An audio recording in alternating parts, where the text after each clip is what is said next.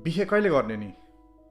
मान्छेहरूको यो प्रश्नले तपाईँलाई कता कता साँच्चै मेरो बिहे गर्ने उमेर ढल्किन लागे कि क्या हो भन्ने महसुस गराउँछ। यदि गराउँछ भने यो भिडियो तपाईँका लागि हो।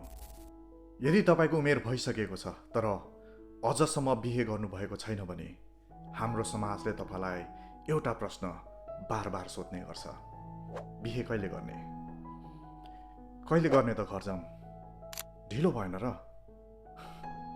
साथीहरूका छोराछोरी भइसके तिमी चाहिँ कहिले?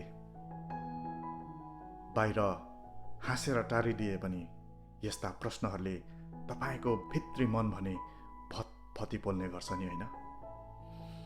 कहिलेकाहीँ त आफैलाई प्रश्न सोध्न मन लाग्छ होला, कतै म साँच्चै एक्लो हुने त होइन? एकचोटि शान्त भएर सोच्नुहोस् त, के बिहे ढिलो हुँदैमा तपाईँको जीवन रोकिन्छ र? रोकिन्न। याद राख्नुहोस्, हरेकको आफ्नै समय हुन्छ। कसैले छिट्टै आफ्नो मन मिल्ने साथी भेट्छन् त कसैले ढिलो, तर सही मान्छे भेट्छन्। हतारको निर्णयभन्दा पर्खाइको फल मिठो हुन्छ।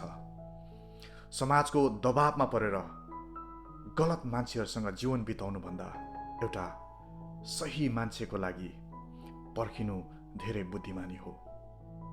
सोच्नुहोस्, तपाईँ पछि पर्नु भएको छैन। तपाईँ केवल आफ्नो सही समयको पर्खाइमा हुनुहुन्छ।